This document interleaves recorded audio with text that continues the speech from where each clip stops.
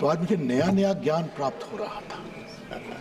6-7 साल की उम्र में आदमी युवा हो जाता है, ये पहली बार सुना है।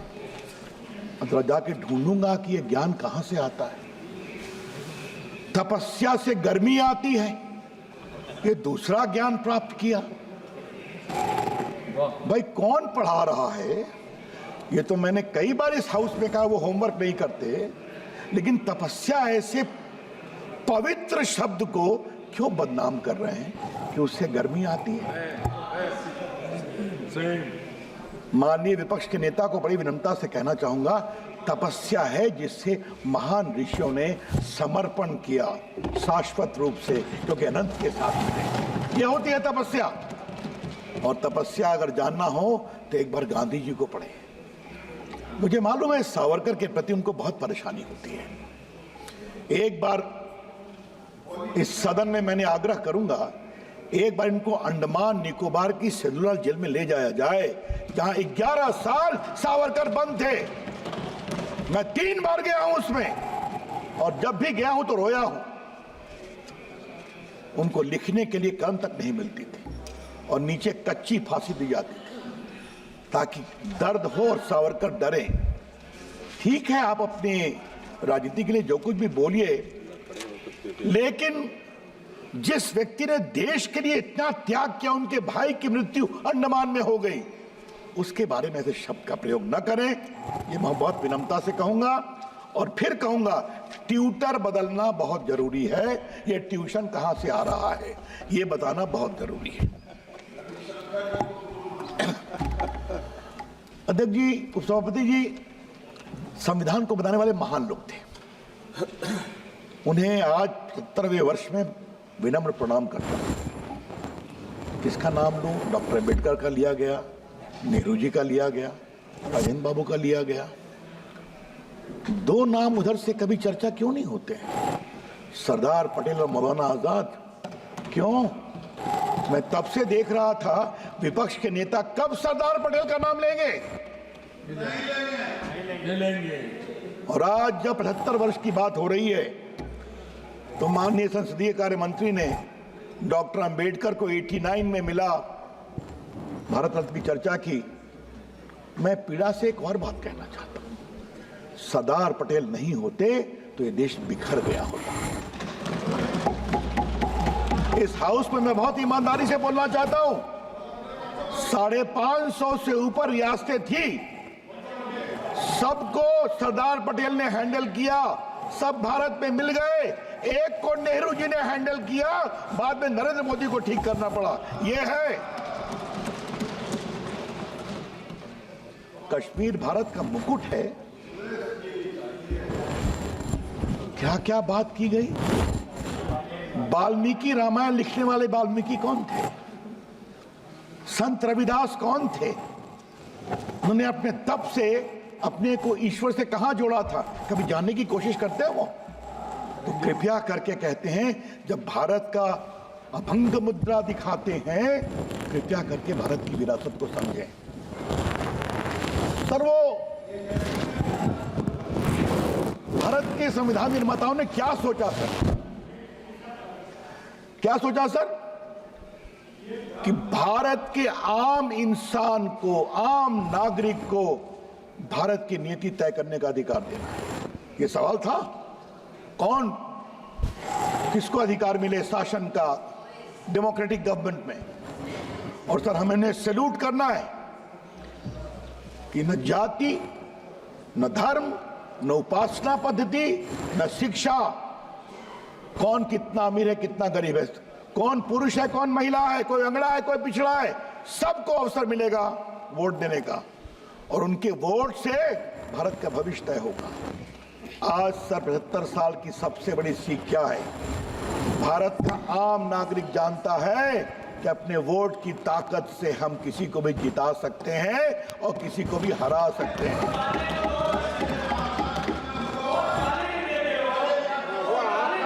आप बैठिएगा प्लीज, आप बैठिएगा। और प्लीज आप बैठिएगा। नहीं, आप बैठिएगा प्लीज। अच्छा, आप बैठिएगा। रविंद्र यादव जी आप बैठिएगा, अच्छा बैठिए बैठिए। आप बैठिएगा, आप बैठिए, उनको बोलने दीजिए। सर कल मैं उधर से सुन रहा था सर। रविंद्र यादव जी सर उनको बोलने दीजिए। कल मैं उधर से सुन रहा था सर कि संविधान में संवाद हुआ था। संवाद यहां भी होना चाहिए जरूर। संसद देश की सबसे बड़ी पंचायत है। उधर के लोगों को एक बात मैं और विनम्रता से कहूंगा, संवाद का मतलब ये भी है हमने आपकी बात सुनी। जब हमारे प्रधानमंत्री आए भाषण देने तो आप उनको सुनिए, वॉकआउट मत करिए। ये भी संवाद का एक बहुत बड़ा पक्ष है। सर संविधान की बात बहुत कही गई सर कि हम हार गए, हम कमजोर हो गए। मैं विनम्रता से एक बात पूछना चाहता हूं सर कि अभी जो महाराष्ट्र में हमारी ऐतिहासिक जीत हुई है, 71 के बाद आज तक इतना मेजॉरिटी किसी को नहीं आया था, ये समझना चाहिए। और हरियाणा में जो हम लोग जीते हैं सर तीसरी बार, 14 के बाद भी अधिक बहुमत से जीते हैं। सर इसका मतलब क्या है? मतलब ये है सर कि जनता ने सोचा जो अच्छा काम करेगा उसको एक बार नहीं, दूसरी बार नहीं, तीसरी बार भी प्रधानमंत्री बनाएंगे। और जो प्रधानमंत्री को कमजोर दिखाने की कोशिश करेगा संविधान के बदलने के बेबुनियाद आरोप पर, जनता समझ गई हमको मूर्ख बनाने की कोशिश की गई। ठीक हम जवाब देते हैं, नरेंद्र मोदी को कमजोर नहीं करेंगे, ये करके दिखाया। हमें जनता की इस परिपक्वता पर विश्वास करना चाहिए। सर विपक्ष के नेता संविधान लेकर चलते हैं,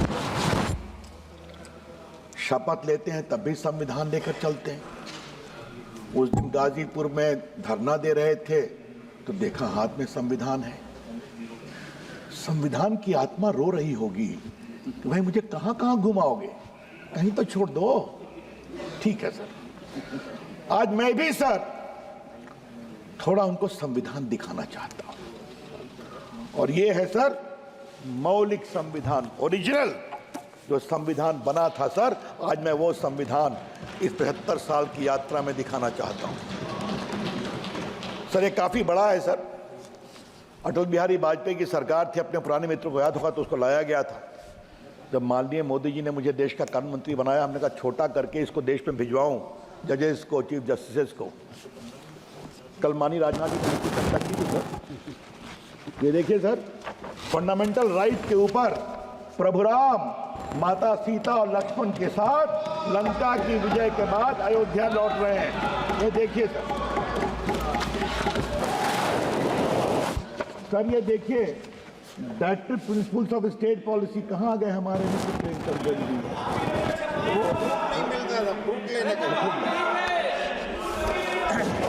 सर ये देखिए सर, भगवान कृष्ण अर्जुन को महाभारत में गीता का ज्ञान दे रहे हैं। ये इसमें सर, इसमें महाबुद्ध हैं सर, इसमें महावीर हैं सर, इसमें नटराज भी हैं सर। एक और देखेंगे, ये देखिए पार्ट 7 में बजरंग बली हनुमान जी की भी तस्वीर है। ये देखिए आप सर, इसमें सब ये देखिए प्रभु नटराज की तस्वीर है। और ये देखिए सर, गुरु गोविंद सिंह हैं, झांसी की रानी हैं, छत्रपति शिवाजी हैं, अकबर हैं, बाबर औरंगजेब नहीं है। तो इस संविधान बनाने वाले जानते थे कि इस देश की विरासत प्रभु राम है, प्रभु कृष्ण हैं, बाबर औरंगजेब नहीं है, छत्रपति शिवाजी। और सर आप देखें सर, ये जो मैं दिखा रहा हूं, ये देखिए सबके दस्तखत हैं सर। पहला दस्तखत राजेंद्र प्रसाद, फिर जवाहरलाल नेहरू, फिर सरदार पटेल, मौलाना आजाद, आपके डॉक्टर अंबेडकर, सबों के हस्ताक्षर। सर मैं एक सवाल पूछने की इच्छा होती है। अगर भारत का संविधान आज बनता सर, 1 मिनट के लिए मान लीजिए, और इसी संविधान में ये चित्रों को लाने की कोशिश की होती तो कितना हंगामा करते हो, कितना वो अपनी विरासत को कितना समझे हैं सर। यही तो मैं कह रहा हूं सर, हम कहां से शुरू किए थे और कहां चले गए। अपनी विरासत, भारत की विरासत होगी प्रभु राम की, प्रभु कृष्ण की, रामकृष्ण परमहंस की, विवेकानंद की, अरविंदो घोष की, लोकमान्य तिलक की, नारायण गुरु की, सुब्रमण्यम भारती की, ये महात्मा गांधी की, ये हमारी विरासत है। हमारी विरासत कभी औरंगजेब बाबर नहीं हो सकते। और ये बात मैं इसलिए कह रहा हूं सर कि अगर ये परंपरा होती ना तो प्रभु राम का मंदिर बहुत पहले बन गया होता, प्रभु कृष्ण का मंदिर बहुत पहले बन गया होता। मुझे बहुत, मैं कृतज्ञ हूं सरदार पटेल, के मुंशी और डॉक्टर राजेंद्र प्रसाद का कि सोमनाथ का मंदिर बन गया। हमारे गुजरात के मेंबर्स बैठे हुए हैं, क्या कहा गया था, इसे आर्कियोलॉजिकल सर्वे को दे दो, उसी तरह से रखेगा। सर, इस देश की आत्मा कभी अपनी विरासत से समझौता नहीं। और उस तरफ के लोगों से मुझे आज एक सवाल पूछना है, पूरे दिल्ली में किंग एडवर्ड की मूर्ति थी कि नहीं, क्वीन विक्टोरिया की मूर्ति थी या नहीं, लॉर्ड इरविन, लॉर्ड हार्डिंग की मूर्ति देश के सारे गवर्नर्स के राजभवन के सामने थी या नहीं, वो कहां चली गई? ये सबको हटा दिया गया। दिल्ली वालों को बुद्ध जयंती पार्क के कॉर्नर में डाल दिया गया। क्यों? क्योंकि वो मूर्तियां कला की मूर्तियां नहीं थी, वो गुलामी और दास्ता की मूर्तियां थी। और आपने निर्णय किया कि वो मूर्तियां नहीं रहेंगी, आपने अच्छा काम किया। यही बात प्रभु राम के जन्मस्थान, कृष्ण जन्मस्थान और काशी विश्वनाथ के मंदिर के बारे में क्यों सोच नहीं होती है? सर, यही है वोट बैंक पॉलिटिक्स। आगे इस पर थोड़ा मैं बोलूंगा। ये वोट बैंक पॉलिटिक्स के चक्कर में जो फंस गए, उससे बाहर नहीं निकले। और आज सर मैं एक बात कहना चाहता हूं, 75 साल में आप कहां हैं और हम कहां हैं, ये भी जरा देखिए। 75 साल में आप कहां हैं और हम कहां हैं? क्योंकि हमारे श्यामा प्रसाद मुखर्जी के विचार, दीनदयाल उपाध्याय के विचार आज लोगों ने स्वीकारा है। ये देश राष्ट्रवाद से चलेगा, देश के प्रति समर्पण से चलेगा और विकास से भी चलेगा। सर, मैं आपसे एक और बात कहना चाहता हूं। कल बहुत चर्चा हुई है, जो हमारे सारे सुरक्षाकर्मी मारे गए संसद के उस समय। सर, मैं भी संसद में था, वो भयावह दृश्य देखा है। सर, लोग ह्यूमन राइट्स की बात करते हैं, अफजल गुरु के ह्यूमन राइट्स की बात करते हैं। कभी इन लोगों ने जो हमारे सुरक्षा कर्मचारी मारे गए, उनके परिवार के ह्यूमन राइट्स की बात की क्या? कभी करते हैं? आतंकवादियों ने उनको मारा, उनके बच्चों, उनकी पत्नी, उनकी विधवा का कोई ह्यूमन राइट है या नहीं? 75 साल में सर ये भी एक यात्रा आई है। देश की पूरी बात ऐसी पिछल गई है। हमारी सोच बहुत साफ है। आप आतंकवादियों के ह्यूमन राइट्स की लड़ाई लड़ो, हम तो लड़ेंगे देश के सुरक्षा कर्मी की जो आतंकवाद में मारे जाते हैं। हम लड़ेंगे वो हमारे सीआरपीएफ, बीएसएफ के जवान के लिए। सर, देश के लिए जीते तो सब लोग हैं सर, देश के लिए मरते कौन हैं? ये सुरक्षा कर्मी होते हैं। हमें उनके पूरे मानवाधिकार की चिंता करनी पड़ेगी। सर, काफी बात हो रही है सर। सेकुलरिज्म की बात करते करते ये कहां से लाया गया सेकुलरिज्म, इसका जवाब देना जरूरी है दूसरे पक्ष पर आने के पहले। हमारे जो संविधान बनाने वाले थे, क्या सरदार पटेल, क्या राजेंद्र प्रसाद, क्या जवाहरलाल नेहरू, क्या डॉक्टर अंबेडकर, क्या मौलाना आजाद और बाकी सब बड़े नेता, ये भारत की विरासत को समझते थे। वो जानते थे कि भारत की विरासत मूल रूप से पंथ निरपेक्ष है। ऋग्वेद का एक ज्ञान है ना सर, एकम सदविप्रा बहुधा वदंती, सत्य एक है, उसको पाने के मार्ग अलग अलग हैं। तुम अपने मार्ग से चलो, ये देश तुम्हारा रास्ता, हम अपने मार्ग से चलते, क्योंकि तुम्हारा मार्ग और हमारा मार्ग अंत में एक ही स्थान पर मिलता है, जहां है परम सत्य, इटर्नल, इंडिविजिबल। यही तो है ना भारत का वैदिक ज्ञान, वो समझते थे। इसीलिए उन्होंने दक्षिण के आयातित सेक्युलरिज्म को भारत के संविधान में जगह नहीं दी, क्योंकि भारत की विरासत पंथ निरपेक्ष है। भारत की विरासत विरोधी विचारों का सम्मान करने की है। अब ये कौन बताए सर? फिर एक ही बात कहूंगा, ट्यूटर बदलने की जरूरत है सर, वो बदलना बहुत जरूरी है सर।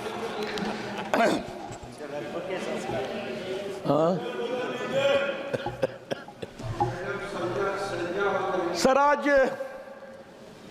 कुछ इमरजेंसी की बात करनी है सर। मेरा परम सौभाग्य है सर कि मैं संघ का स्वयंसेवक भी रहा हूं।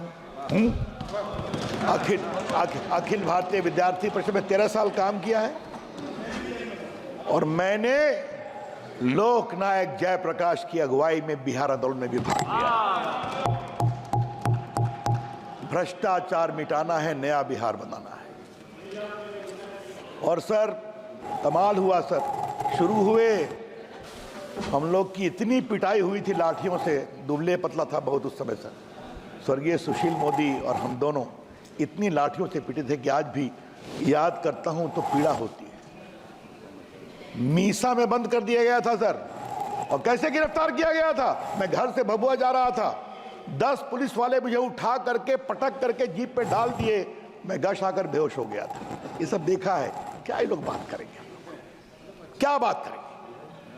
संघर्ष से आए, लाठी भी खाया है, गोली भी खाई है, तब यहां पहुंचे हैं। किसी के परिवार में बैठने के कारण नहीं आए हैं, ये समझना बहुत जरूरी है।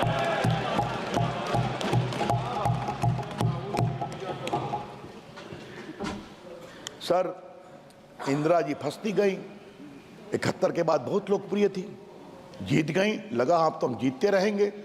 युवा नाराज, रेलवे कर्मचारी नाराज, बाकी सभी नाराज, उनके हाथ की डोर छूटती गई और इंदिरा गांधी जी फंसती गई और इंदिरा गांधी तानाशाही की ओर बढ़ती गई। और मैं इसको प्रूव करना चाहता हूं सर, उनका खिलाफ इलेक्शन केस हुआ था इलाहाबाद हाई कोर्ट में, हमारे राज नारायण जी ने उस केस को किया था, उसका नाम प्रयागराज है सर, लेकिन अभी हाई कोर्ट गिरिराज बाबू इलाहाबादी है, उसको बदलना पड़ेगा, आप सही कर रहे हैं। तो सर वो इलेक्शन हार गई क्योंकि सरकारी पदाधिकारियों के दुरुपयोग का मामला था। सर 12 जून को उनका इलेक्शन सेटिसाइड हुआ और 6 साल के लिए उनको डिबार कर दिया गया। आज मैं सदन में इसलिए बता रहा हूं कि वो नीचे जाए, देश के सामने जाए, नौजवानों के सामने जाए। सर वो सुप्रीम कोर्ट आई, 24 जून को कृष्णा अय्यर साहब सुप्रीम कोर्ट के जज थे, अब वो नहीं रहे। सर जी कृपया कंक्लूड कीजिए। कहा कि आप प्राइम मिनिस्टर रहेंगी, सदन में आ सकती हैं, न बोलेंगी, न वोट देंगी, न आपको तनख्वाह मिलेगी। उनके खिलाफ सर बहुत देश में आंदोलन शुरू हो गया।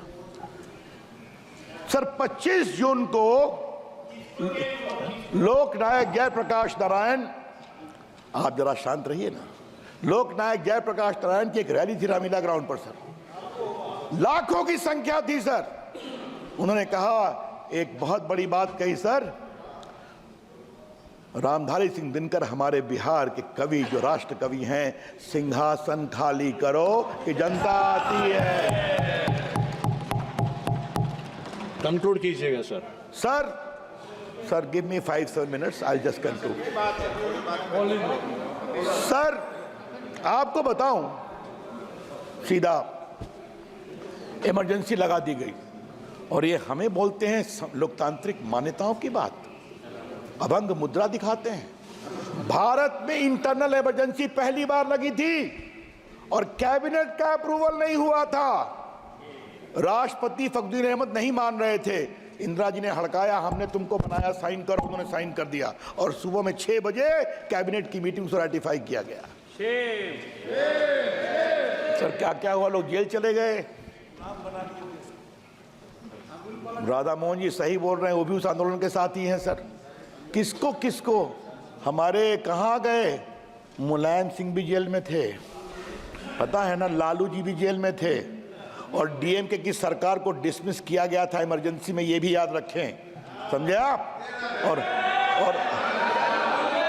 और आरएसएस को बैन किया गया था, जेपी को गिरफ्तार किया गया था, अटल बिहारी वाजपेयी को, नानाजी देशमुख को, सर जॉर्ज फर्नांडिस के भाई को, लॉरेंस फर्नांडिस को इतना मारा गया था बेंगलोर में कि जब मूर्छित हो गए तो उनको मुश्किल से ले गए अस्पताल में। क्या क्या अत्याचार किया इन लोगों ने। राष्ट्रीय स्वयंसेवक संघ के सदस्यों को सर नाखून नोचा गया। और सर सबसे तो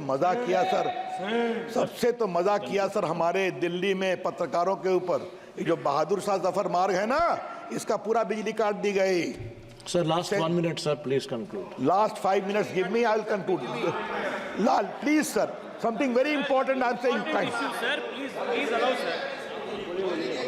सर सारे अखबारों की बिजली काट दी गई। सेंसर मानोगे तो हम मानेंगे। Just want to get chance. और सर हम बहुत तारीफ करेंगे सर इंडियन एक्सप्रेस की और रामनाथ गोयनका की, वो हिम्मत के साथ डटे रहे और उन्होंने नहीं माना। आप सुनेंगे सर कितना अत्याचार हुआ। जेपी को गिरफ्तार कर गए थे, मुझे जेपी ने कहा है, हरियाणा ले गए थे। सुबह में वो नाश्ता कर रहे थे तो एक गेस्ट हाउस पे देखे बाहर मोरारजी भाई टहल रहे हैं। कहा अरे हमको उनसे मिलने दो। कहा नहीं मिल सकते, ऊपर थे वो बंद। कहा तुम हम दोनों के बीच में बैठ जाओ, आप नहीं मिल सकते। सर जेपी की किडनी खराब हो गई सर, वो मुंबई के जसलोक अस्पताल में थे सर, 26वें फ्लोर पर। उनको कहा इनको धूप की जरूरत है वरना ये गए। उनको धूप देखी, नीचे जनता खड़ी हो जाएगी। जब सोली स्वराज ने कहा कि हम हाईकोर्ट मूव करेंगे, तब इनको आधे घंटे के लिए बैठने दिया। सर ये अत्याचार हुआ है। सर धर्मवीर भारती ने कविता लिखी है, सुनिए आप भी हमारे समाजवादी मित्र। क्या कहा था उन्होंने, सर मैं हाउस में कहना चाहता हूं, खलक खुदा का, मुल्क बादशाह का, हुक्म शहर कोतवाल का। मुनादी है कविता, डुगडुगी। खलक खुदा का, मुल्क बादशाह का, हुक्म शहर कोतवाल का।